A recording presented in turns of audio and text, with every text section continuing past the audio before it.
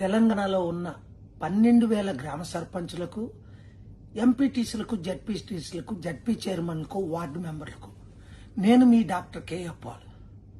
మీలో చాలా మంది మన బీసీ పార్టీ అయిన ప్రజాశాంతి పార్టీని మనం ఎందుకు గెలిపించకూడదు? 1% ఉన్న వెలములు కేసీఆర్ గారి కుటుంబేతరులు 2 సార్లు ముఖ్యమంత్రి అయ్యారు. 3% ఉన్న కమ్మ కమ్యూనిటీలో గ్రేట్ ఎన్టీ రామారావు గారు, చంద్రబాబు నాయుడు గారు ముఖ్యమంత్రులు అయ్యారు. 5% ఉన్న రెడ్డిలు 12 మంది ముఖ్యమంత్రులు అయ్యారు కాంగ్రెస్ పార్టీ తరపుని.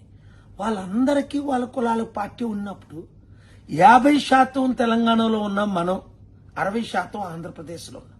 మన బీసీలకు ఒక పార్టీ లేదని నేను ఒక బీసీగా ప్రజాశాంతి పార్టీ పెట్టాను. ఒక దళితులమ్మాయిని పెళ్లి చేసుకొని కులాలకు అతీతంగా కాపులు కూడా ఒక్కడ ముఖ్యమంత్రి కాల. ఇది ప్రజాస్వామ్యానికి విరుద్ధం. కనుక ఈ 3 కులాలైనా 78 సంవత్సరాలు మనం లేలేది, మనం ఎప్పుడు ఏలుకుంటాం? అందుకనే గద్దరన్న కాంగ్రెస్, బీజేపీ, బీఆర్ఎస్ పార్టీలు కాదని అక్టోబర్ 6, 2022లో నాతో కండువా కప్పించుకొని ప్రజాశాంతి పార్టీలో చేరారు.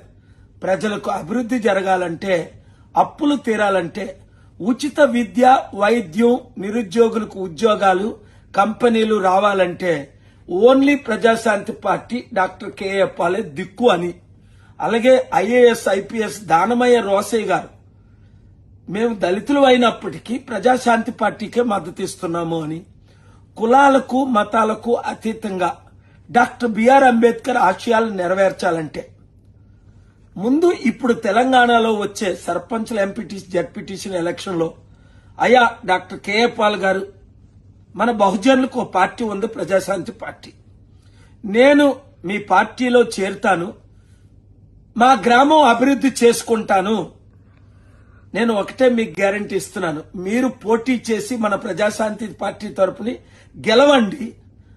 కేసీఆర్ గారికి 2 అవకాశాలు ఇచ్చారు, చంద్రబాబు నాయుడు గారికి 4 అవకాశాలు ఇచ్చారు, మోదీ గారికి 3 అవకాశాలు ఇచ్చారు, 12 మంది రెడ్లకి 12 అవకాశాలు ఇచ్చారు. నాకు ఒక్క అవకాశం ఇవ్వండి. మీ గ్రామంలో ఉచిత విద్య, ఉచిత వైద్యం, నిరుద్యోగులకు ఉద్యోగాలు, రోడ్లు లేని గ్రామాలు రోడ్లు, అభివృద్ధి అంటేటో నేను చేసి చూపిస్తాను. గెలిచిన గ్రామాలకు మాత్రమే మీ సొంత ఖర్చులతో మేము వస్తాం, మిమ్మల్ని కలుస్తాం. డాక్టర్ కేఎఫ్ పాల్ గారు మీ కమిటీని కలుస్తాం అన్నవారు ఈ ఆగస్టు 14, 15, 16